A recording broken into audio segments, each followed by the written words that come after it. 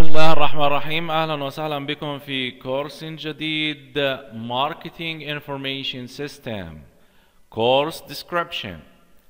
A marketing information system is a management information system designed to support marketing decision making. إذن نظم المعلومات التسويقية هي جزء من نظم المعلومات الإدارية تم تصميمها لدعم واتخاذ القرارات التسويقية.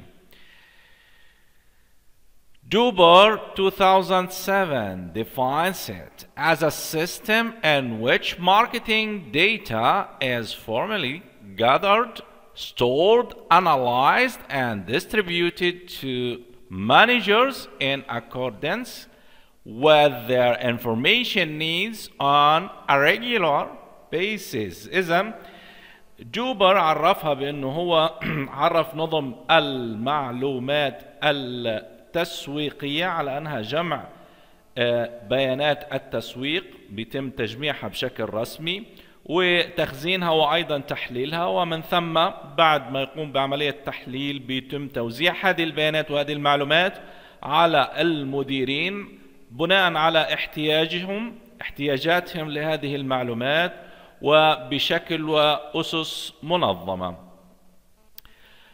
طيب، The online business dictionary defines marketing information system as a system that analyzes and assesses marketing information gathered continuously from sources inside and outside an organization or a store.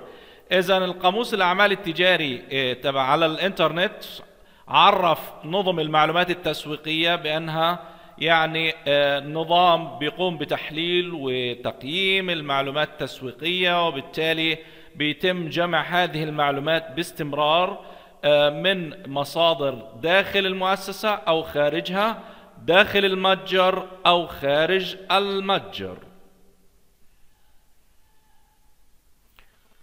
Overview. This course for business school students who want an in-depth look at how today's business firms use information technologies and system achieve corporate objective. And هذه الدورة أو هذا الكورس تم تنظيمه لطلاب كلية إدارة الأعمال، وبالتالي أو على وجه الخصوص كمان اللي هم متخصصين في الماركتينج، اللي بيحاولوا انهم ينظروا او يتعرفوا بشكل معمق على كيف ممكن استخدام الشركات لنظم المعلومات وتكنولوجيا المعلومات وهذه التقنيات في تحقيق اهدافها. المقصود هنا اهداف الشركات او المنظمات الاعمال. Information systems are one of the major tools available to business managers for achieving operational excellence, developing new product and service, improving decision making, and achieving competitive advantage. إذن كمان نظم المعلومات تعتبر واحدة من الأدوات الرئيسية المتاحة لمديري الأعمال عشان ايه؟ عشان يقوموا بعمليا التميز التشغيلي حتى يحققوا أهداف تشغيلية متميزة. يقوموا بعملا ممكن استخدام هذه التقنيات ونظم المعلومات في تطوير منتجات وخدمات جديدة. كمان يمكن استخدام هذه التقنية نظم المعلومات والانفورميشن تكنولوجي لتحسين صنع القرار في داخل المؤسسة، تحقيق ميزة تنافسية competitive advantage.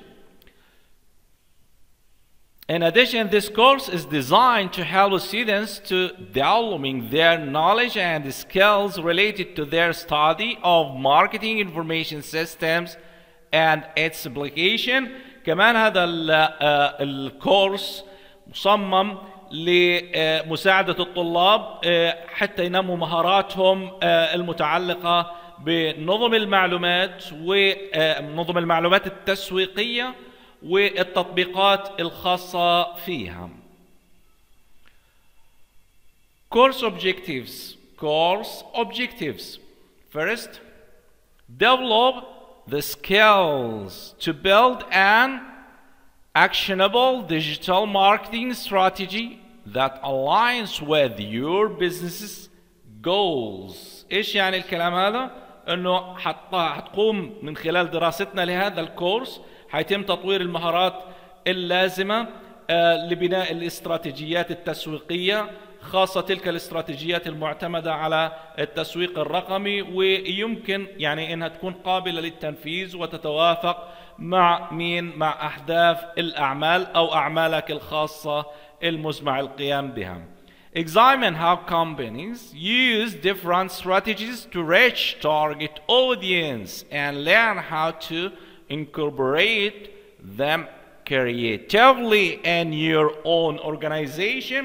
إذا من خلال هذا النظام أو من خلال هذا الكورس حنتعرف على كيفية استخدام الشركات استراتيجيات، كيف ممكن الشركات تفحص هذه الاستراتيجيات ويعني المختلفة، في عندها استراتيجيات مختلفة، كيف ممكن تتفحصها وكيف ممكن يعني تختار الأفضل منها للوصول إلى التارجت اودينس أو الجماهير المستهدفة، وكيف ممكن تعرف يعني نتعلم كيف دمجها بشكل خلاق في داخل المؤسسة.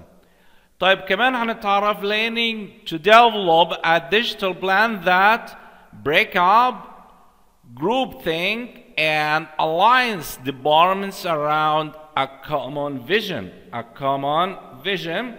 كمان يعني من خلال هذا الكورس نتعرف على كيفية تطوير خطة رقمية لتطوير التفكير الجماعي وتنسيق هذا التفكير والتطوير الجماعي، تنسيق الإدارات حول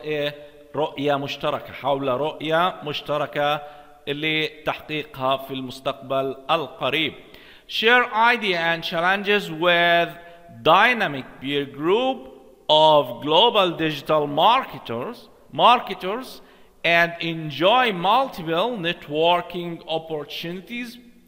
حيكون في من خلال نظم المعلومات إمكانية لمشاركة الأفكار والتعرف على التحديات مع مجموعة من الزملاء بشكل ديناميكي من خلال يعني مشاركة المسوقين الرقميين العالميين والاستمتاع أيضا بفرص التواصل المتعددة مع هؤلاء وآخرين.